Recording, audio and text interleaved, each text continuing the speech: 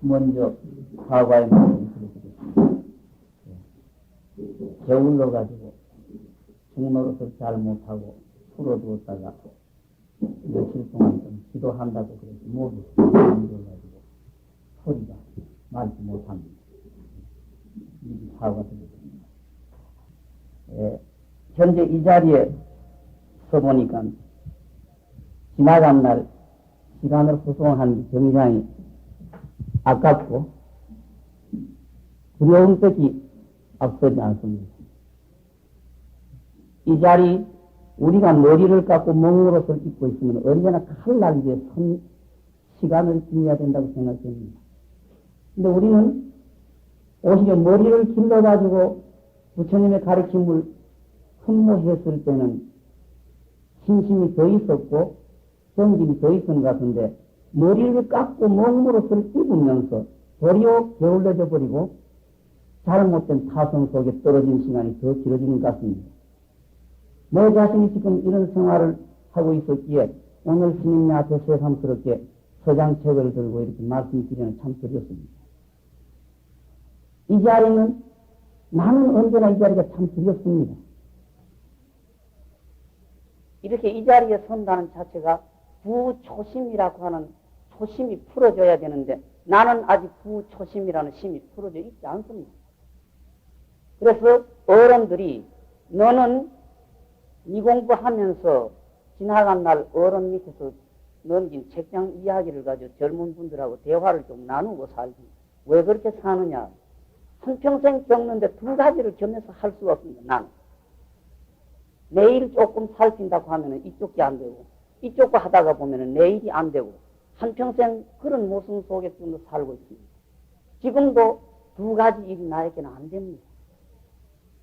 그리고 부초심이라는 심이 풀어져 있지 않기 때문에 그 외에 예도 어른들의 말씀이나 부처님의 말씀 누구하고 무슨 이야기를 나누겠습니까?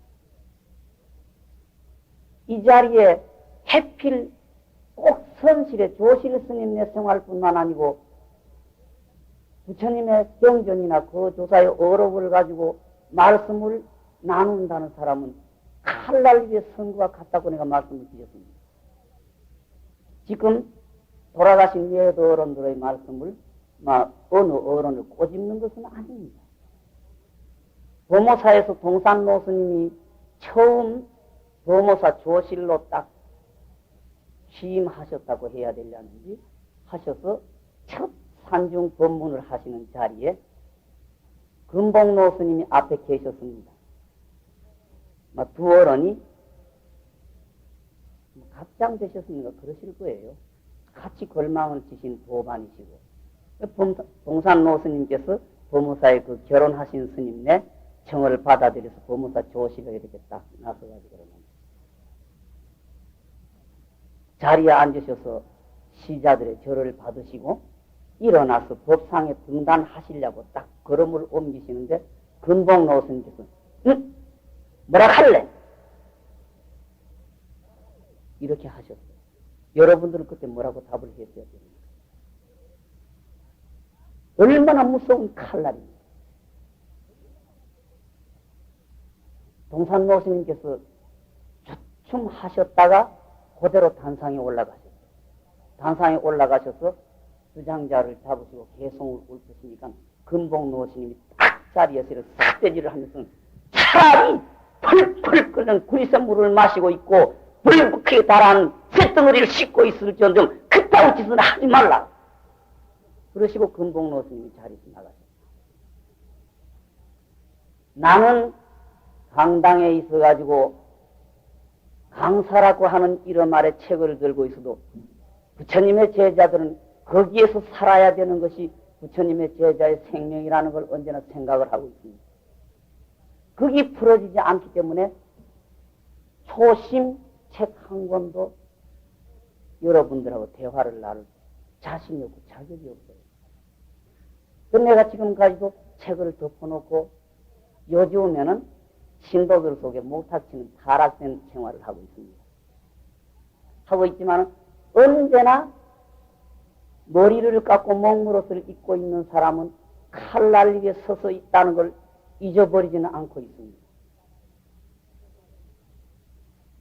스님네 생활은 오히려 나보다도 더 절실한 생활 속에 살고 계시리라는 걸 알고 있습니다만 이걸 잊어버리면 머리를 깎고 멍으로쓸 일이 자격이 없다고 생각합니다.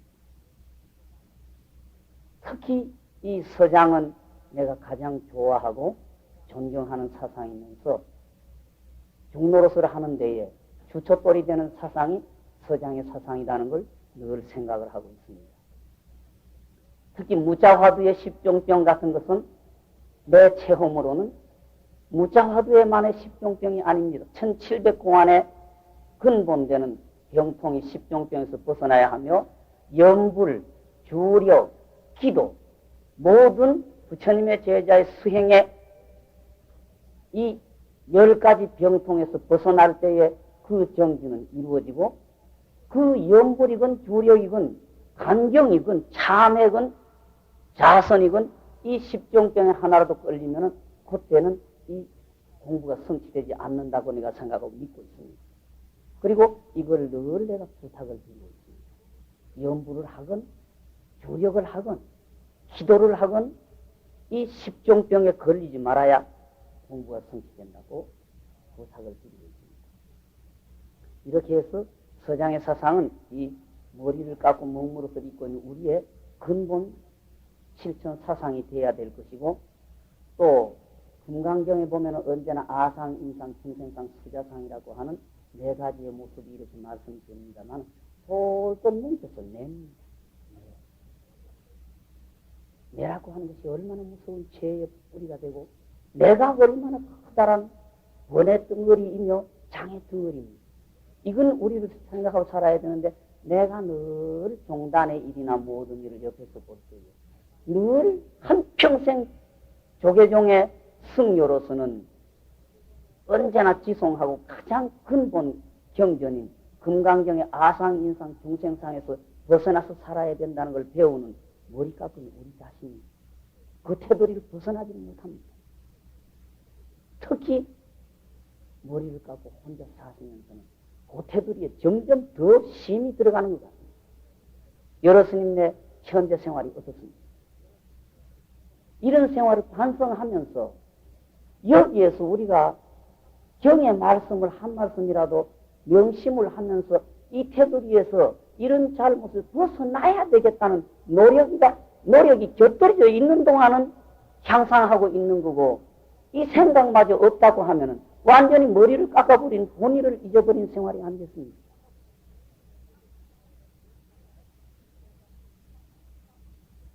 내 자신이 이 타성에 젖어 있기 때문에 누구와도 이런 말씀을 가져 나눌 수 없다는 생각하고 있습니다. 그리고 내가 늘 이 자리에 서기를 두려워하는 것이 있습니다. 지금 이 자리에 계신 스님 속에서 어떤 분이 딱 나서 야! 네 소리를 하려거든 네 소리만 하고 책의 말을 하려거든 책의 말만 해! 이렇게 하시는 분이 계실 때는 지금 우리는 내 소리를 하고 있습니까? 남의 소리를 하고 있습니까? 여러분들이 평소에 신도님네나 일반 다른 분을 상종해서 여러분의 소리를 하십니까? 남의 소리를 하고 있습니까? 남의 소리를 하려거든 남의 소리만 또 그 사람의 뭐를 해줘야 될 거고 아니고 내 소리를 하려면 내 소리를 하고 살아야 될 것 아니겠습니까? 특히 이 서장의 사상 같은 건 그게 더 중요할 거예요. 근데 나는 지금 여기에서 여러분들에게 말을 드리게 되면 내 소리가 되려는지 서장의 소리가 되려는지 짬뽕 소리를 해놓으면 도리어 여러분에게 이걸 지경을 흐리게 만들고 길을 잘못 인도하는 결과가 되기 때문에 나 혼자서는 참 좋아하고 언제나 이 사상에서 내가 주춧돌을 잃지 않고 살려고 노력을 하는 서장이지만 참 두렵습니다. 이런 점은 우리가 명심해서 살아야 될 것 같습니다.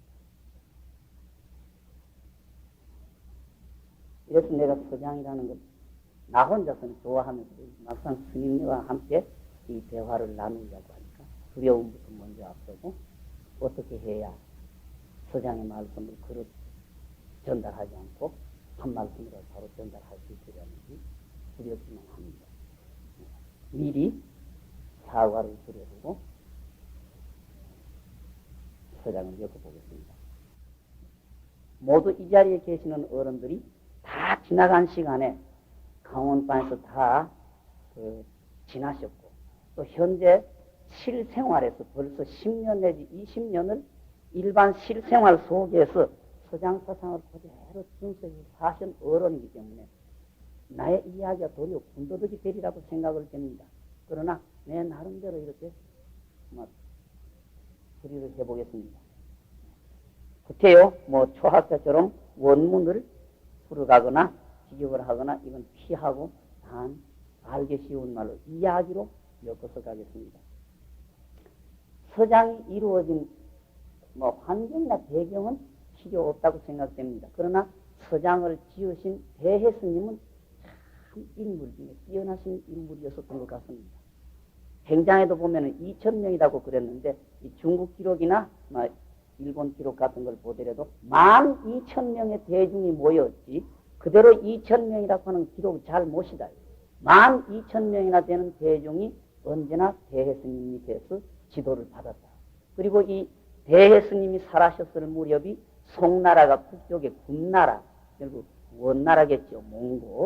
몽고 초기 금나라라고 그랬는데 금나라의 침략을 받아서 나라가 산산 쪼각이 나서 임금이 두 사람 권속들이 모두 고려가 돼서 적국으로 붙들려가고 나라 서울이 절단이 나서 강을 건너서 남쪽으로 도망가가지고 처음에 집경 쪽에서 남쪽으로 도망가서 이만의 땅을 정해서 황족 속에 한 사람을 다시 선택을 해서 임금 자리에 모시고 하는 이숭숭한 속에 꼭 우리나라의 병자호란 뒤처럼 주전파가 있고 강화파가 있고 하는 이 사회생활도 두 갈래 속에 뒤숭숭해서 주전파 죽을 때 한 사람까지도 죽어야 한다. 싸워서 죽어야 한다는 파가 있고 할 수 없으니까 강화해야 된다고 하고 하는 파가 있는 중간에서 끼어 있을 때에 대해 스님처럼 커다란 인물이 끼어나서 이쪽으로 해야 될지 저쪽으로 해야 될지 이래야 될지 저래야 될지 모르는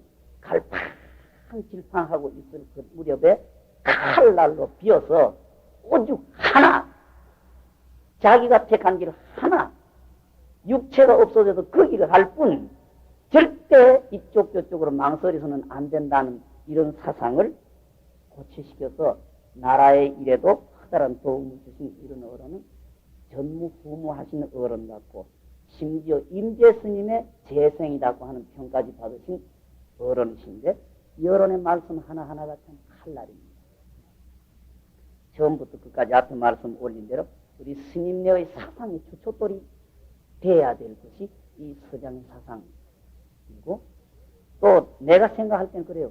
전 종교인 어느 종교를 막론하고 종교인의 근본 사상은 이 대해 스님의 부지런하신 속에 이 서장의 사상에 입각을 해야 종교인으로서의 자격이 있다는 그런 생각까지도 내가 하고 있습니다. 이야기가 옆으로 너무 많았습니다. 처음 징시랑 장부터 해서 엮어보겠습니다.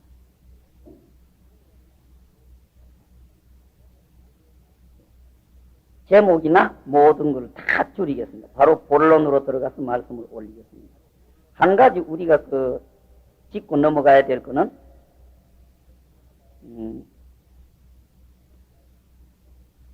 옆으로의 군두덕이 돼서 서장하고는 완전히 다른 갈래가 되겠습니다. 스님네가 절에서 이렇게 절을 지내시는데 스님네가 사회의 마을 집안에 제사 지내는 법식을 또렷하게 관람을 못하고 계시는 것 같습니다. 그러니까 절에 와가지고 제를 지내주면서 제자들에게 스님네가 어떻게 하더라도 제자들은 어떻게 해야 된다는 걸 또렷하게 일러드리지 못하는 것 같아요.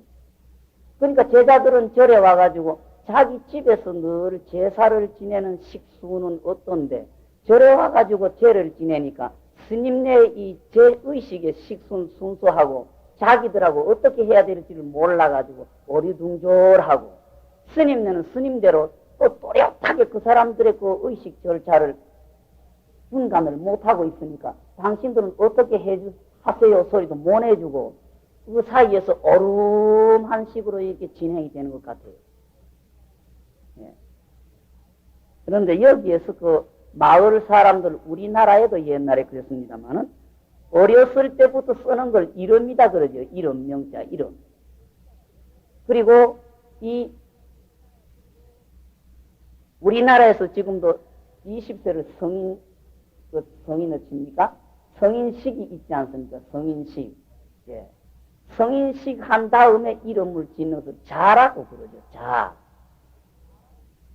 그런데 어릴 때 이름은 성인식 하기 전까지는 어릴 때 이름 부르는데 일단 성인식이 끝난 다음에 지은 자는 한평생 부르고 성인식이 있은 다음에는 이 이름을 부르는 것은 굉장히 모순되고 잘 못된 거죠.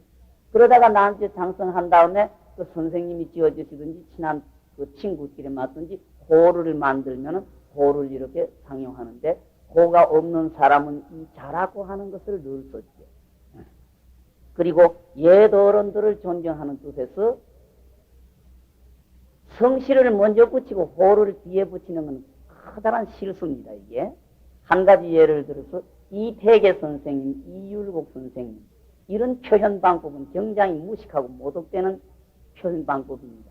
언제나 태계 이 선생님, 율곡 이 선생님, 우암 송 선생님 하는 이런 표현 방법이라야지 송우암 선생님, 뭐 이태계 선생님, 이율곡 선생님 이런 표현 방법은 아주 잘못된 표현 방법입니다. 우리가 이런 점은 알고 짚고 넘어가야 되리라고 생각합니다. 그래서 여기에 서장에도 이렇게 나오는데 징시랑, 성씨는 징시고 시랑은 벼슬 이름이고 천유라고 하는 것은 자지요. 자. 성인식을 올린 다음에 지은 이름. 그러니까 일평생 통용되는 것이 이 자가 통용이 되고 10개자, 징시랑의 이름, 10개자 걔의 이름은 어렸을 때에 부르다가 성인식 올린 다음에는 아무리 친한 친구 사이든 수하 사람이건 명은 부르지 않는 게 예입니다. 그런데 여기에서 자기가 자기 편지를 하면서 자기의 자를 쓰지 않고 이름을 했다는 것은 그만큼 대해 스님을 존경의 극으로 올려서 자기의 바로 아버지처럼 이렇게 존경했기 때문에 여기에 자기 이름을 먼저 놨습니다. 편지 내용은 그렇겠죠. 내가 이름 붙였지만 내가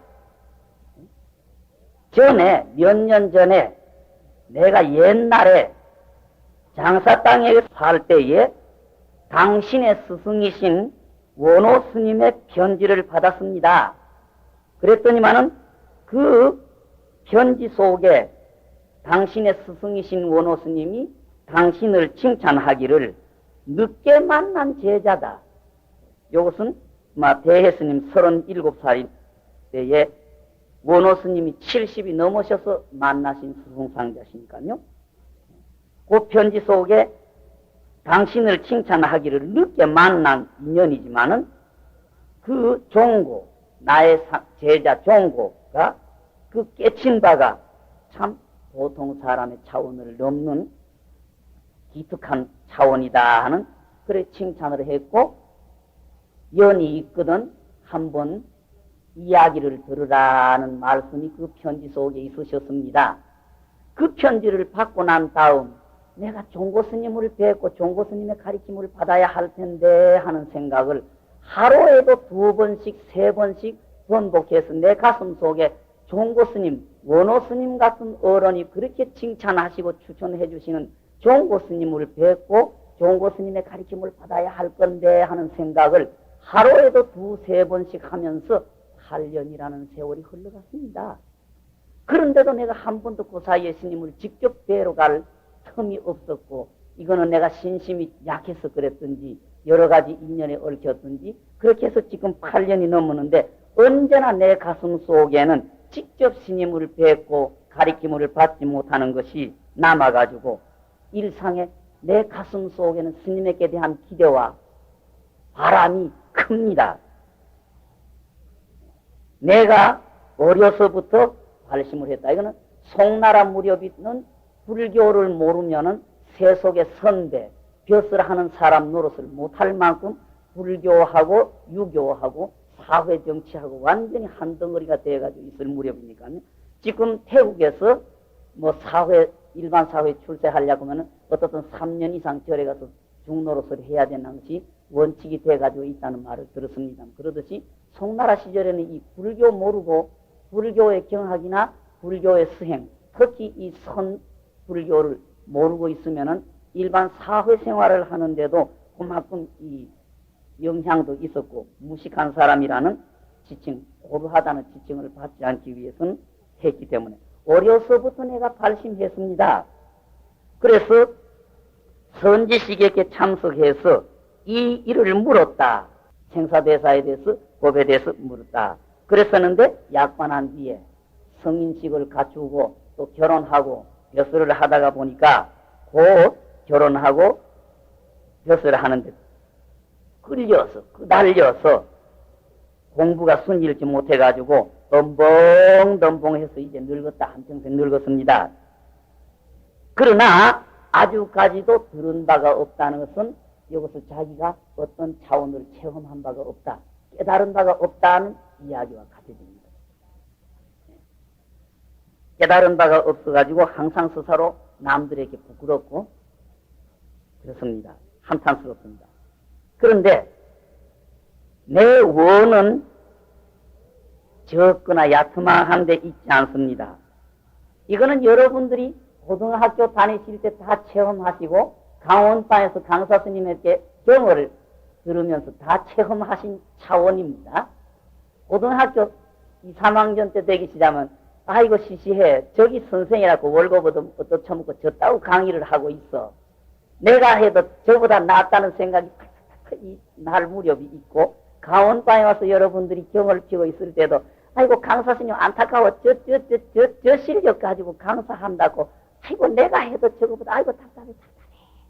이거 느끼는 것과 같습니다. 이 선정진을 하면서 아주까지 안 해본 사람이 우리나라 속담에 범무서운 줄, 하루살이가 범무서운 줄을 모른다는 식으로 자기가 안 해봤기 때문에 이제 나이 들어가면서 여러분에게도 그때 선생님이 이렇게 어려우셨고 이러셨구나 하는 거 여러분이 이제 체험을 하셔서 이제는 여러분들이 이런 생각을 내실 때는 넘었겠죠. 하지만 여러분들이 고등학교나 또 강원반에서 경어를 배우실 때에 선생님이 시원시원하고 저까지 무슨 저 실력까지 무슨 선생질하고 강사한다고 해야 하는 것 같은 식이죠.